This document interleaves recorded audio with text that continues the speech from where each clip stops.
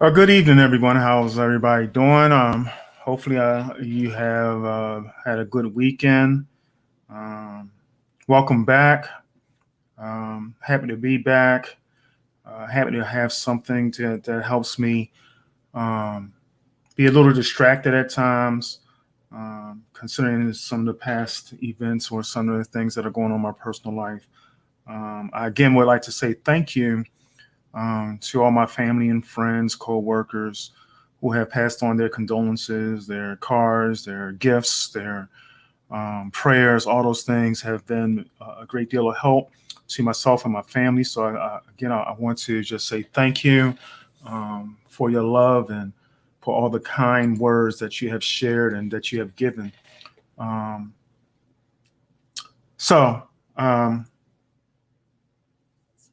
I want to try. I'm going to try to get back to a regular schedule here um, with our podcast. Um, had a couple questions for you today, and actually, I'm a little late today.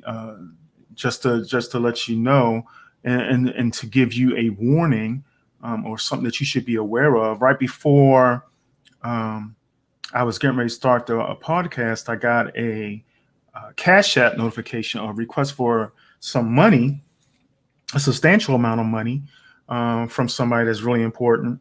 Um, to me, I don't want to give out any names or anything like that, but um, it was a request for some money and wasn't very detailed. Said they needed the money, it was for an emergency, and they would send it back in 30 minutes. Um, so instead of me just going ahead and sending it, not that I had it, but instead of me just going ahead and sending it, I called and they said, nope, that's not me. I'm not the first person to call them to check on them to make sure everything was okay, and that it was not them that was making this request. Um, so it's that time of year where there's going to be a lot of fraud and there's going to be a lot of people trying to scam you out of your money. Um, Things going to seem a little too easy. If it does seem too easy, that should always be suspicious to you. Double check everything. I would say, I don't know, this is the first time I've seen this happen with Cash App, at least on my end, where somebody's requesting money fraudulently. Um, so uh, I would say I was simply warned that if somebody is requesting money, whether it be Cash App or some other means that we transfer money nowadays that's electronic, um, pick up the phone and call. Don't just assume that it's legit. Pick up the phone and call. And if you can't confirm it with them directly, I suggest that you don't send the money. Um, just be smart about it. So I'm certainly happy that I took the time to call to make sure, one, to make sure that they were actually okay and everything was going all right. Um, but two, that um, to be able to uncover that somebody, especially, it happens around the holidays a lot. People try to take advantage of you around the holidays. So just be careful with that. Um, so the other thing, and I haven't been here with a regular podcast since a week prior to the election. So I'm hoping to hear from you to hear what you think about um, our election results. Okay. Where are we at? Um, were you happy with the results? Um, Things like that. How are you feeling with it? Um, what do you think uh, the president, or how is he handling things? I did see earlier today, I'm not sure exactly what time it was, but the GSA um, has now said um, that they're now going to allow the transition to go forward. It's like once the GSA says something, um, then that any documentation, anything like that is needed is now being being done to help make sure that the transition moves on a lot more smoothly. Okay. So, hey, Holly, nice to see you. Ray, nice to see you as well. But let me know how is it that what is it that you think? Were you happy? Were you not happy with the election results? I'm not one to try to gloat.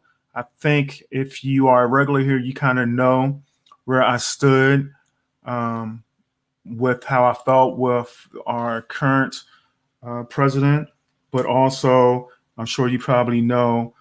So you know that I'm happy with the results themselves, and it's history making as well. Not just that with President-elect Biden being elected, but also us having for the first time not just a woman as a vice president, but a woman of color as vice president. How do you feel about that? I think that's amazing. You know, what does it mean to you? What do you think that means for our country? I think back when I think back, what has it been? 12 years now when President Obama was elected. It felt like maybe our country was taking a turn. It felt like that maybe some of the race issues, not all, but some of the race issues, or at least that our country was moving forward, or was at least trying to move beyond that certain point. So obviously that's not the case, because we saw at the end of his term, and our now President Trump is in. We can see that racism is still very much alive. For whatever reason, and I say for whatever reason, but for whatever reason, there are many who they'll say are on the right, the far right, I would think.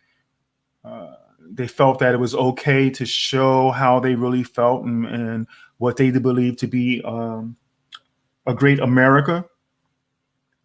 And much of that making America great, it would seem to those of us who are of color, meant that there was still some type of division. There was still some thought of superiority of one race versus another race.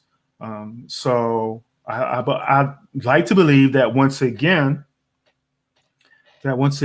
people are saying, or the majority in this case, even though it's a very small majority, but the majority of the country is saying, no, that is not who we are. That is not who we want to remain.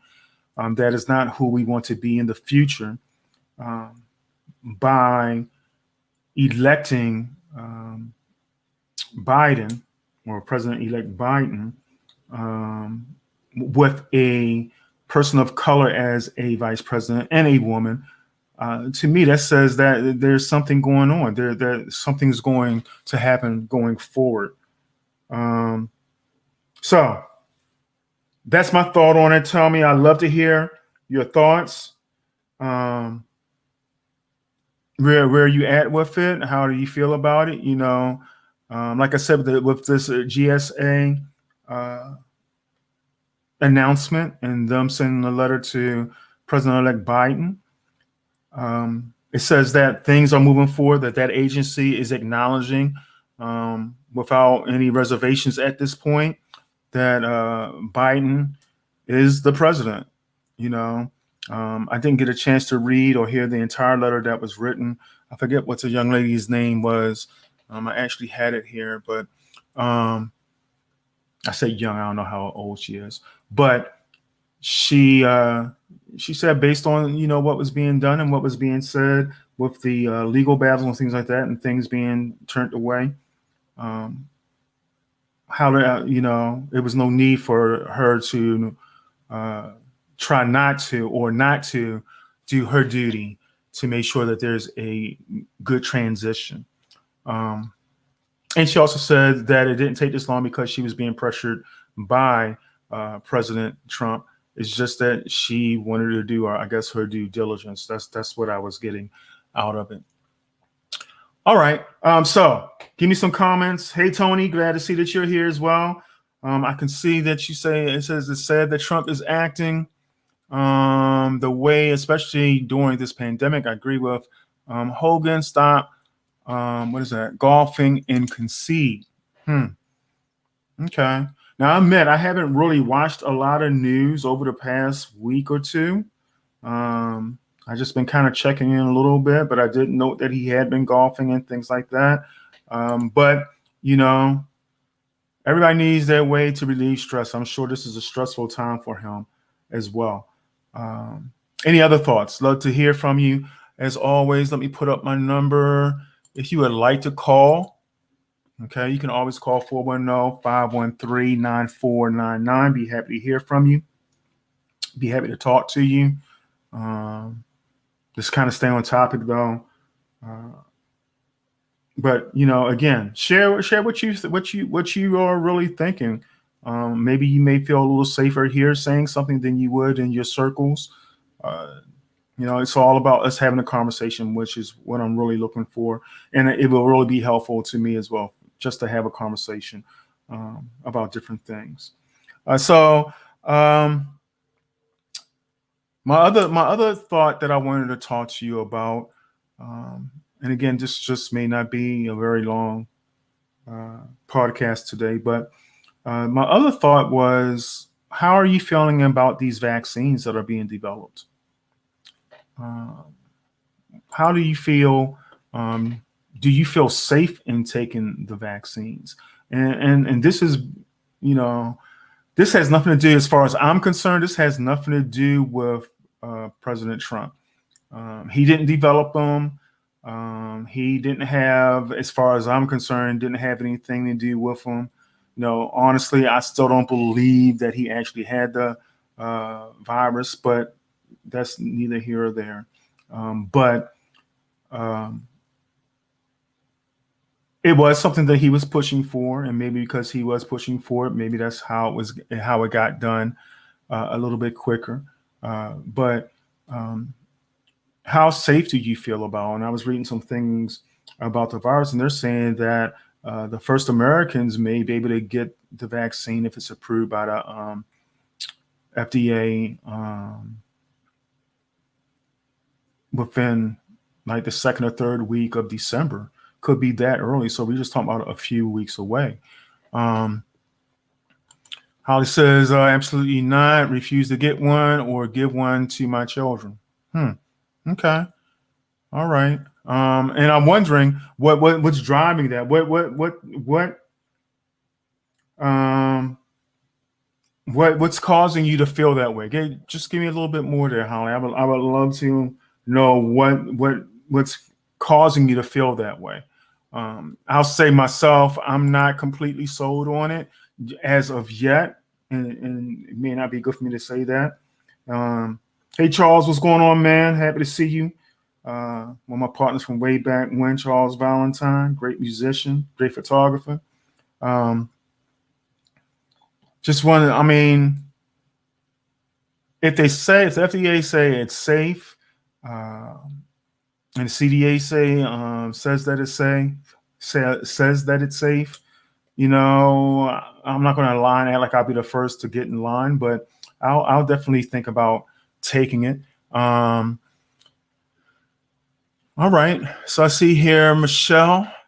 Nice for you to join us as well. Thank you for all that you've done, Michelle, over the past few weeks. Truly appreciate and love you for it.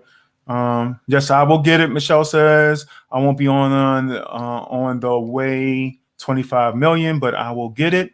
I have a lot of places to go and people to say, and that kind of leads me to my next thought. You know, because as I was reading, you know, as with any vaccination, there's always a chance of side effects. And I was reading that, you know, for some of the people, or for most of the people that took the vaccine,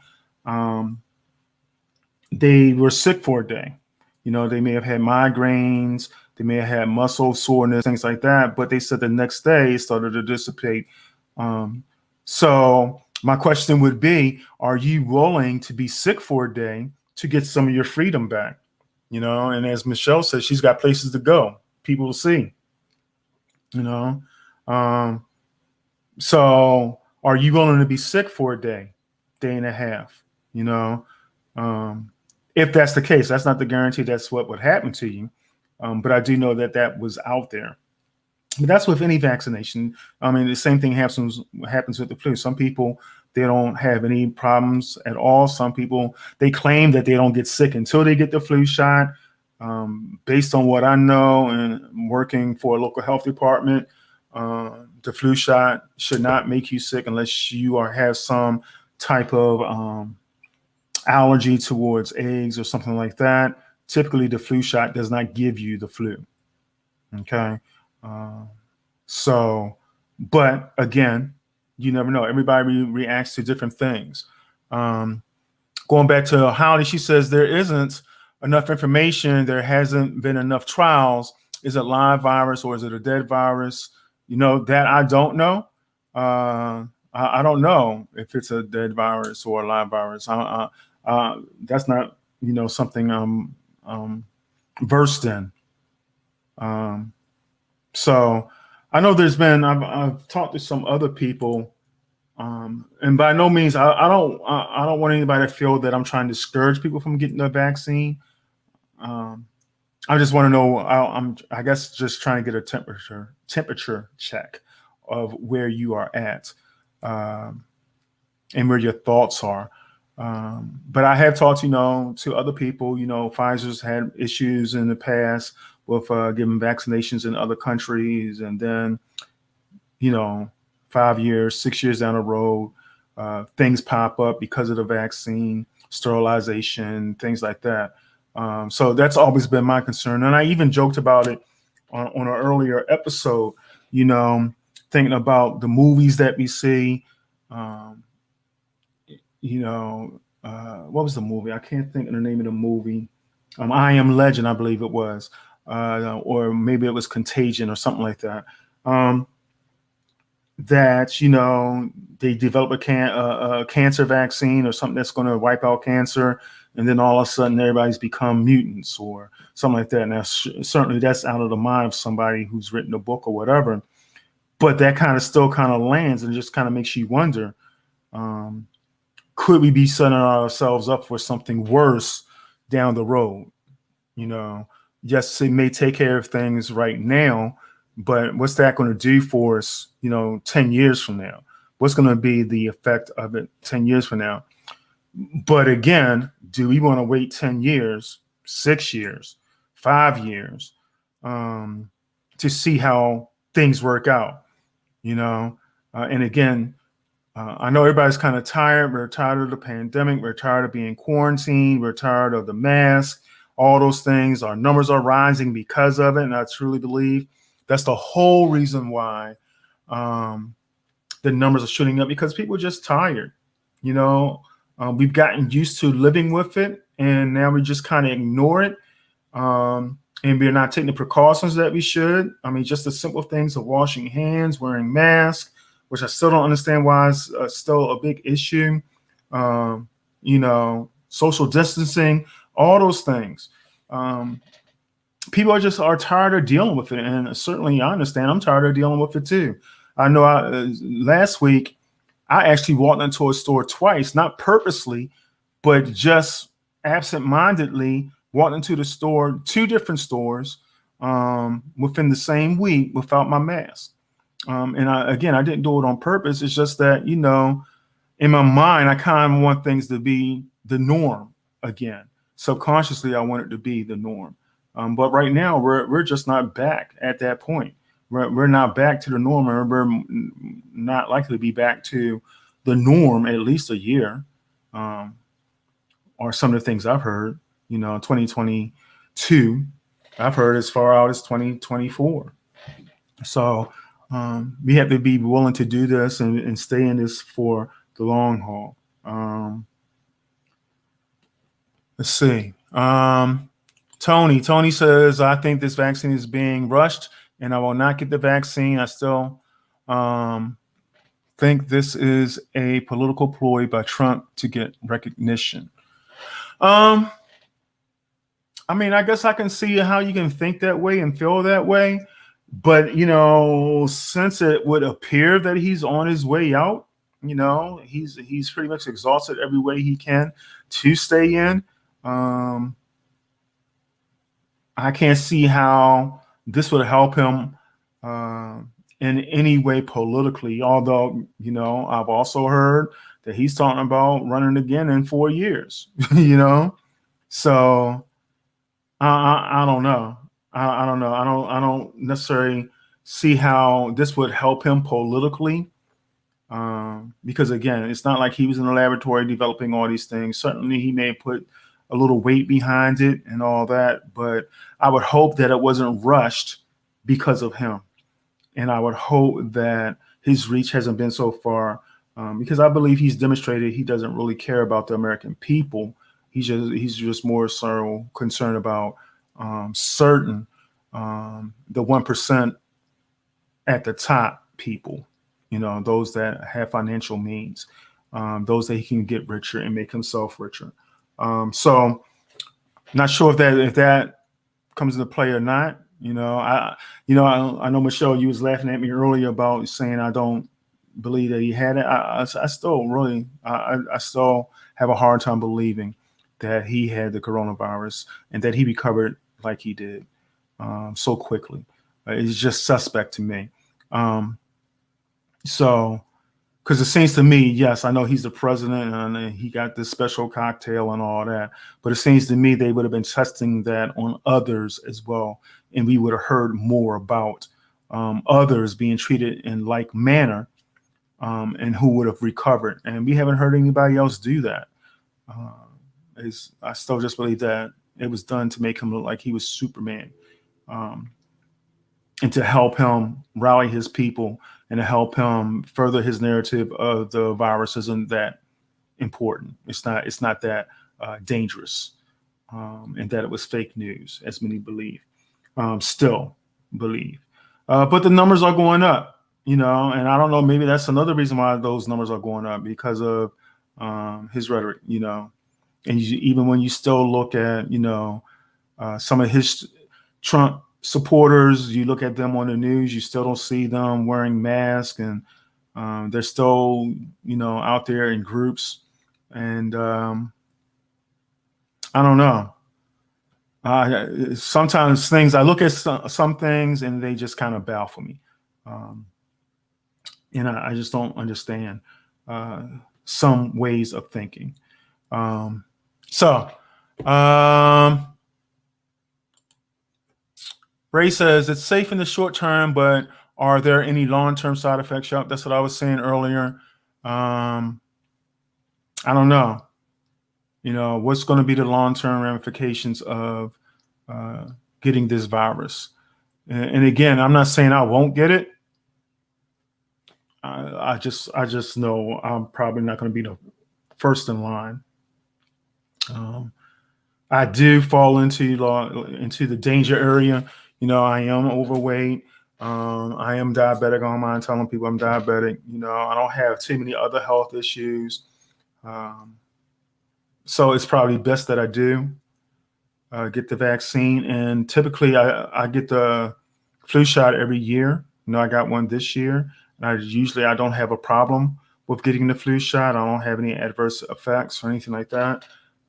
So I don't know if there's some way they can prove, and I don't know how that they'll be able to prove it, but if there's any way they can show that it's safe, you know, I'm for it. Um, Holly says, I'm looking at it from perspective of what is this? MU not compromised person. I'm not comfortable. I'm not sure what that word is. Holly, you need to help me sometimes. So, and I'll also say it's going to be kind of hard. It's going to be difficult to convince African Americans because African Americans have always had an aversion to getting shots, trusting healthcare in general. Okay, there's a history of that. I was just actually just listening. This is why I'm saying it, because I was just looking at a webinar earlier today and kind of spoke to it a little bit. But we don't necessarily trust the health system, and we don't necessarily trust getting shots because we always feel like we're just being experimented on. And I say we. I don't feel that way. But I think back, I remember growing up and generations before me, they wouldn't like being downtown near Johns Hopkins or Johns Hopkins because people would disappear, and they are convinced that that's because people were being taken off the street, being experimented on, because that was a teaching school. The hospital is a teaching hospital.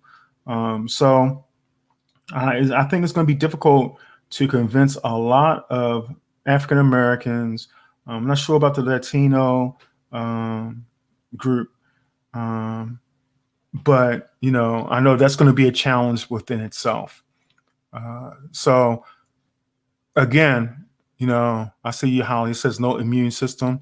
I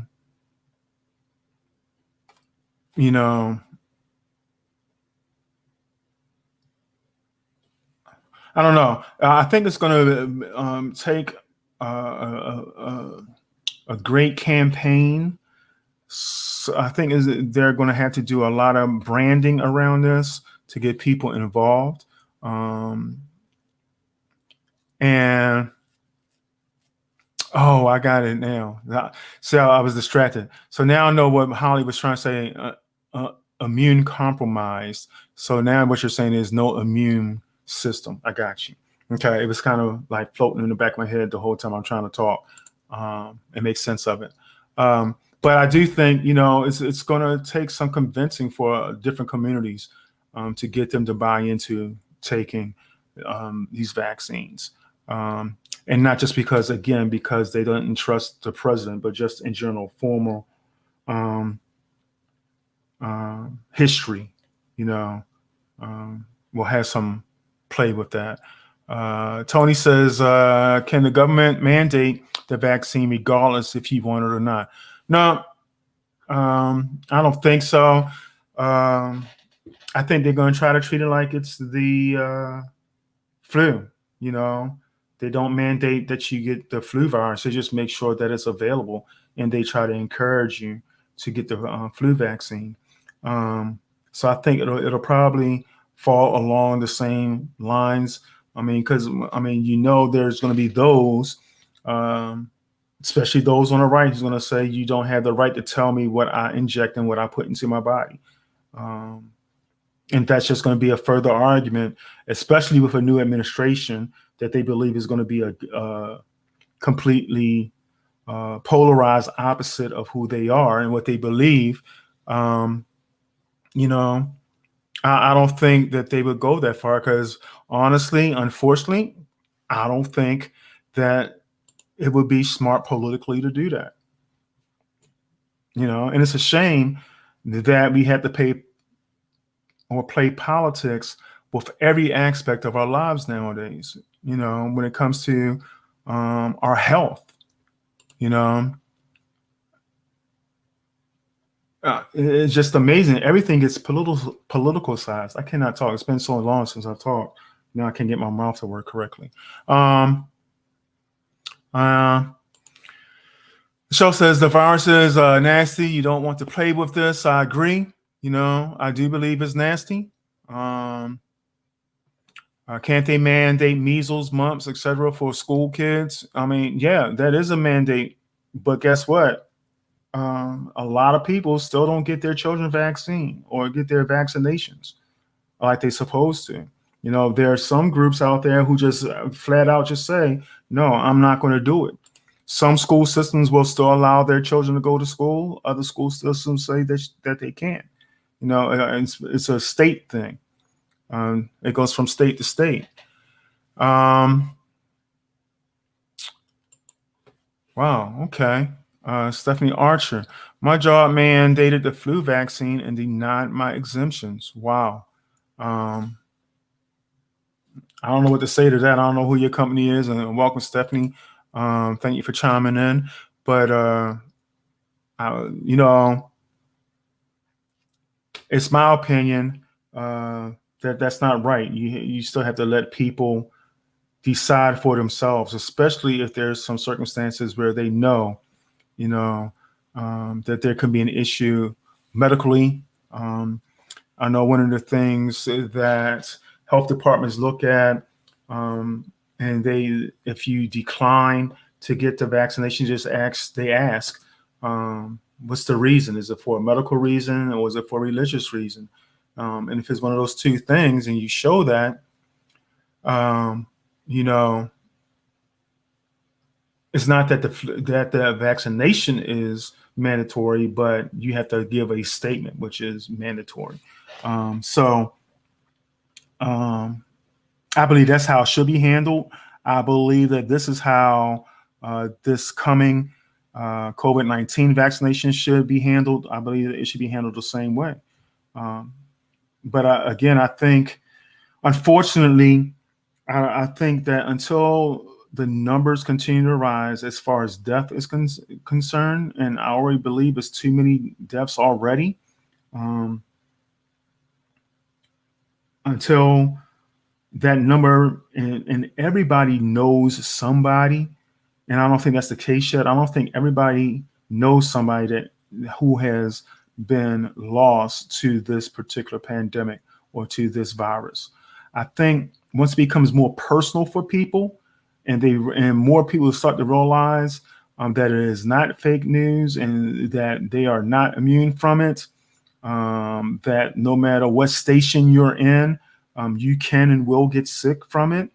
Until that happens, and that means the numbers are gonna have to continue to rise, and more people are gonna have to die from it.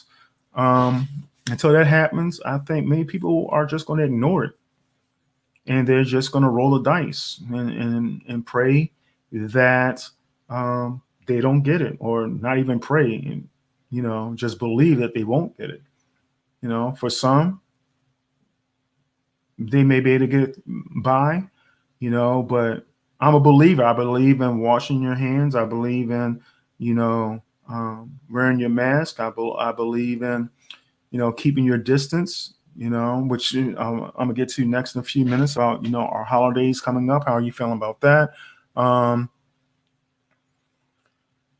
but until that happens, and brought up a good point. They need to have 70% of the population to be vaccinated for us to stop spreading it. And right now, if we use the election, at best, we're at 51% of the people believe that it exists, at best. So if you think about it that way. Um, yeah, so where that other 20% plus is going to come from, I don't know, but I think it's going to be, we have a long road ahead of us before we really truly start to recover from this. And again, for legitimate reasons, I think, in some regards, and not so legitimate reasons in other regards. Now, so with the social distancing, the other question I had was, here we are at Thanksgiving here in America, and that's coming up Thursday. How are you feeling about not gathering with your family? Is anybody still gathering? Is anybody still having a large gathering for Thanksgiving? And I'm not asking you to call you to the table, but um, do you feel safe in having a large gathering for Thanksgiving? I know we're going to be doing something small. I talked to my brother; he's going to be doing something small. We're going to end up taking some things over to my mother for Thanksgiving, but I personally don't want to put her in danger. Because I am out and about a bit. I do go to work once or twice a week. Um, So I do get exposed. I do go out to the stores. Like I went out to the store a little earlier today. So um, I don't feel safe spending a lot of time over there um, and putting her in possible danger because she's older. Um, so I'm just wondering, are how many of you are feeling the same way? And if you're thinking, you know what, and I see gatherings for you, Tony. I see that Ray, you're not doing anything. I see Michelle, you're not doing anything. Um, what are the things that you plan on doing? Are you thinking about doing Zoom just to meet with your family for a couple hours through Zoom or some other platform? Um, what are you doing to supplement not having that family time? Now, I know some of y'all probably like, "Ooh, thank goodness I ain't got to deal with my family this year." So I know, not everybody looks for the holidays. The holidays can be just as stressful as anything else. Um, but how are you handling that? What do you believe? Um, um,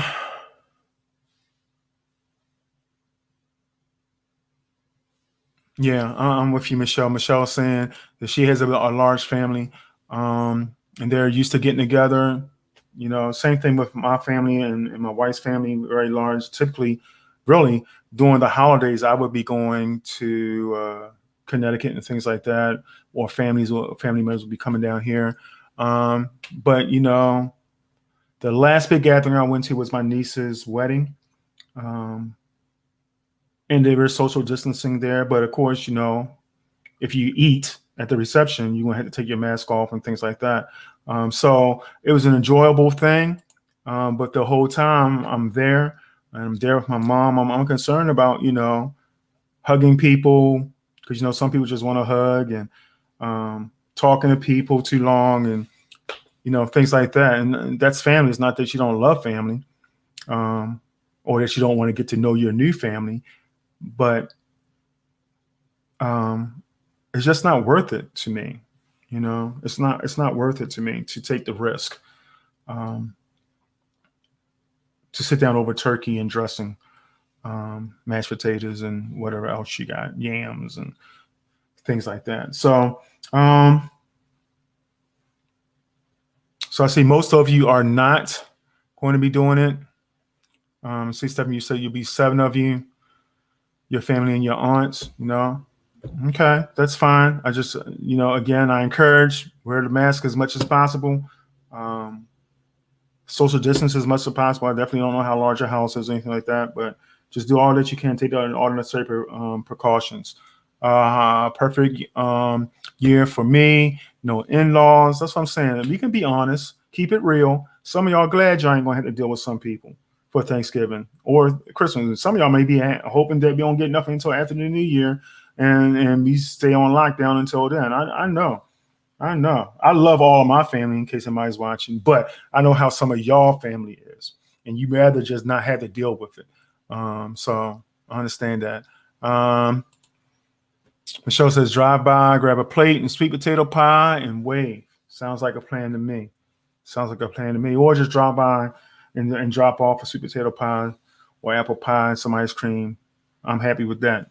Okay.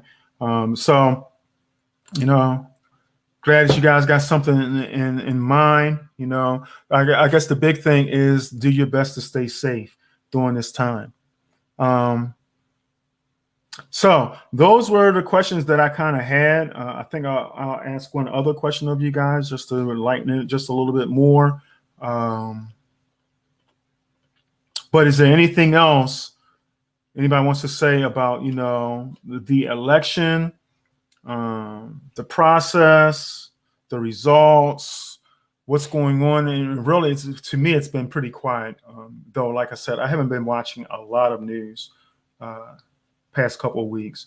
But it seems to me it's been pretty quiet. I haven't heard a lot other than, the legal battles and things like that that President Trump has been trying to get done. And you know what? To be honest, I'm fine with that because it was so close, even though in the end, President-elect Biden did prevail, and he got, what was it, 322 electoral votes. So, I mean, I understand that. I understand with it being so close. Um, I definitely, so I understand why he would want to explore different things. I would like to believe it's because he wants to show those who support him that he's not just going to give up. So I can understand that. I can get with that. Um, that's what I would like to believe. It's for his supporters, but it's really about my opinion, his ego. But that's fine. Um, so again, Ray says the election just shows how divided we are as a nation. I agree, we are divided. I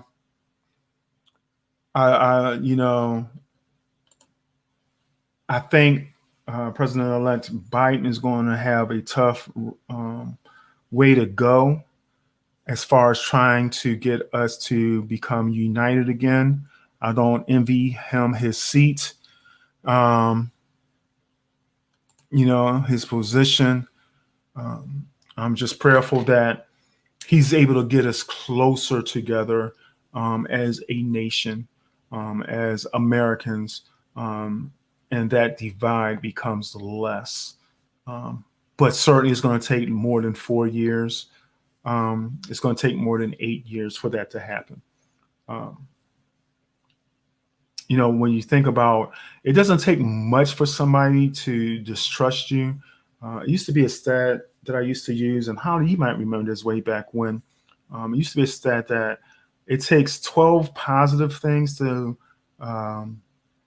make up for one negative thing, and that's when you're talking about customer service and things like that. So people remember negative things, and they'll hold on and harbor negative things much more than they will positive things. So the thought was that it takes 12 positive interactions before they let go of the one negative interaction. Um, so, certainly President Trump didn't cause the problem, but he didn't help solve it. And if anything, he may have fueled it even more. So I think it's going to take more than, President-elect Biden and Vice President-elect Harris to heal this country. It's going to take more than 4 years. It's probably going to take more than 8 years.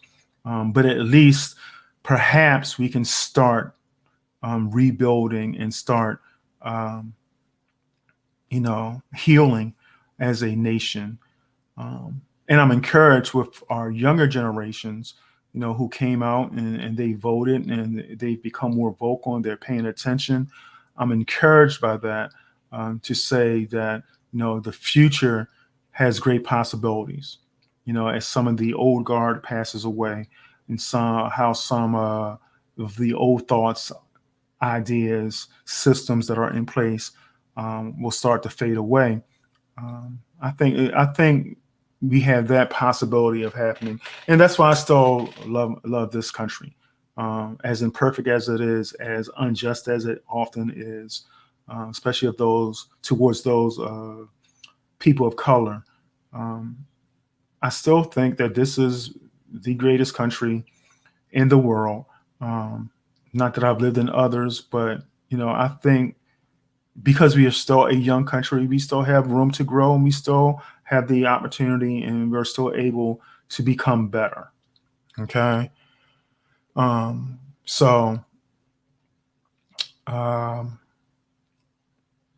last thing I'll say, if there's nothing else when it comes to the election or the vaccine, the last thing I want to hear from you, if you can type it in for me real quick, is so though you will not be getting with your family members and things like that, what's the one thing that you must have? This used to be like one of my icebreaker questions. What's the one thing that you must have on your table Thanksgiving Day?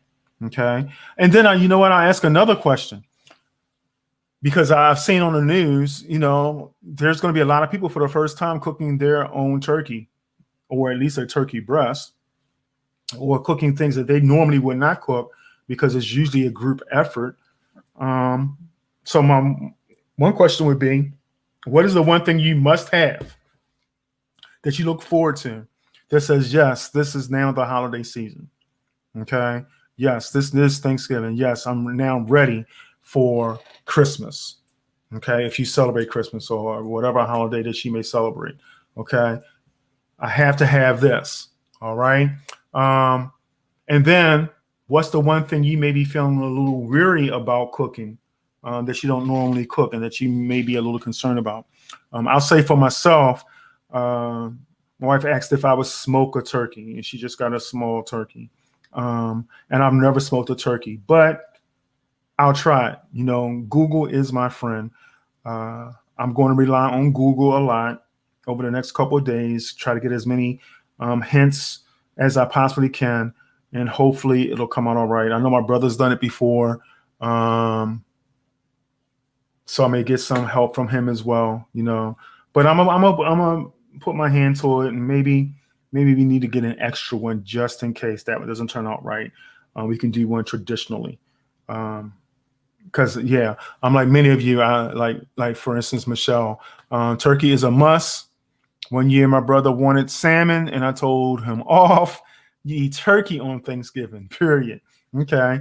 Nothing wrong with salmon. More than likely, way back when at them first dinners, they had fish. They hardly had the turkey. That's something that we started doing a little bit later. I see you, Holly. She got to have the ham. Is that the spiral ham? Is that the honey baked ham? What kind of ham is that? I love me some good honey spiral ham dressing. I love me some dressing as well, Ray. Looking forward to it. Although if it's just a turkey breast, see, that's the whole thing. If you just do a turkey breast, where do you stuff the stuffing? Because there's nothing like that dressing out of the bird. I like that dressing out of the bird. But we'll make do. And I love oyster dressing. I don't know if y'all know what that oyster dressing is about, but if you never had it, you got to try it. Yeah, Tony says stuffing. And really, is there a difference between dressing and stuffing? Because you got that stovetop stuffing or stovetop dressing. So, how do you define it? Holly says no turkey. I knew that about you, Holly. I remember having that conversation before.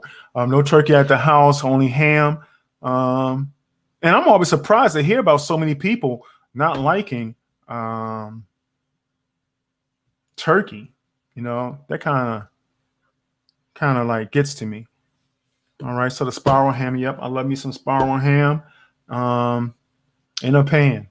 Okay. All right. If that's how you like it, that's how you like it. All right. Stuffing is in the bird. Dressing is outside the bird. Is it really just that simple? I thought it had something to do with the ingredients. Okay, good. Stuffing. I guess that makes sense because you stuffed the bird. And dressing is outside the bird. Okay. All right. Oyster dressing. Somebody confer with me. Deborah Johns. Yep. I love me some good oyster dressing. That was like one of my father's specialties. My mom makes some really good oyster dressing as well. Oh, there it is right there. Hey, Joe, my cousin there. I was just saying my father. She's talking about my father's oyster dressing. Yeah, it was always on point.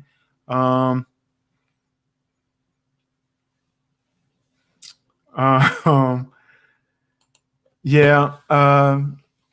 There's some things, and I don't know how I feel about this sometimes, even when I look at myself.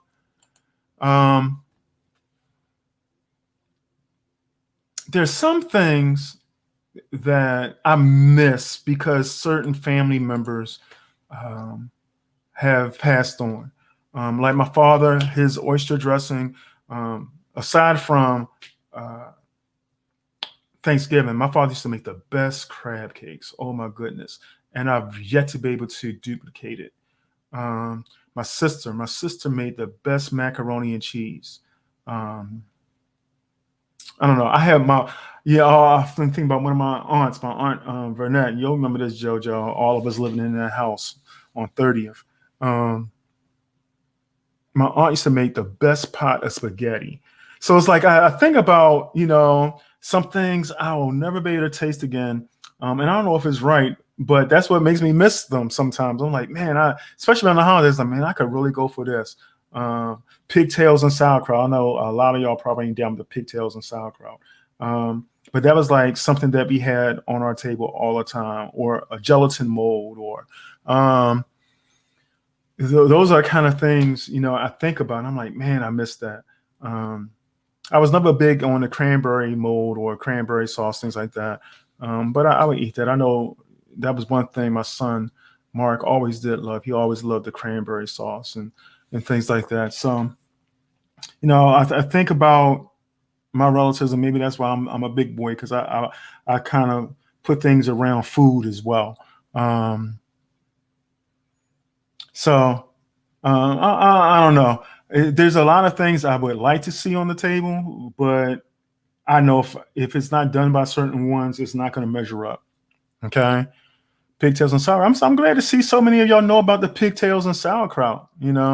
Um, I know my mother. She'll actually use chicken necks and sauerkraut, and it tastes pretty good as well too. So yeah, it's a lot of different things that I've had over the years that I miss, um, that I haven't had, that I don't get uh, on a regular basis. Okay, um, so I appreciate y'all just thinking about it. I done made myself a little hungry here. I can't wait for Thursday to get here. Um, Looking forward to spending time with immediate family and breaking bread. And I'm hoping that maybe um, we can do like a Zoom with other family members or something like that, just so everybody can check in throughout the day. That's what I'm thinking about. That people can just kind of dial in between putting something in the oven. Everybody says happy Thanksgiving, share what they're thankful about. Maybe that's something that you can consider doing. Uh, Thankfully, we're at the point with technology that we can do things like Zoom or Google Meet, or things like that, where you can actually, or FaceTime, where you can actually talk with one another. I know Facebook also has, you can do video chats, I think up to 50 people at one time. Um, so, take advantage of those things, so it doesn't feel like it's so distant, or that you're so disconnected with your family. Maybe just set up a time. Now, I don't want to break the internet, so I guess maybe I should be careful, but maybe just set an hour or two where you say, hey, we're going to check in between this time and that time, and just share our love of one another, even though we can't be physically present. Just share how much we love one another, what we're thankful about, um, and just keep it moving. Don't forget the family. Make sure you're still praying for those who are distant. Um, Let them know that you care. I see, Deborah, you had some cranberry sauce today. When I saw that, I was thinking there's a tradition that I kind of picked up from my father. Um, After all the food has been put away, he would go back late that night and get one of those biscuits, and my father's biscuits. And this is one thing my wife has picked up. She knows the secret recipe to our dinner biscuits. They're not biscuits, dinner rolls. Um, and he would take one of those rolls, and he would cut off a piece of turkey and put some mayonnaise or Miracle Whip on there and some stuffing, and just make him a small little sandwich. And I find I do that myself now. Um, One, just to pay homage to him and just remember him for that moment, but also just because, like I said, I'm a big boy and I like that late night sandwich with a little pepper. But he would put the cranberry sauce on. That's why I'm thinking about it. I don't do the cranberry sauce, so that's the difference there. So I'm looking forward to carrying on that tradition as well. All right. Thank you all so much Again, I just wanted to say thank you for everybody that has reached out and has shared things with myself and my family. And um, do know that I love you and I appreciate you. Um, do know that it's still a difficult time. Some days are better than others. So I do, and I mean, really, some moments are better than other moments. Um, so I do ask that you continue to pray for me, pray for my family.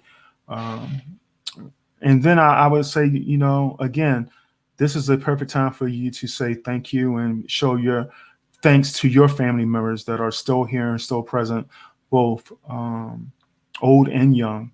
Let them know just how important they are to you, because you just never know when they may not be there the next year. And if you have anything, that you need to get right with anybody, take that time, say you're sorry, or take that time to hear them. Um, just so you can, so that you're not carrying anything with you.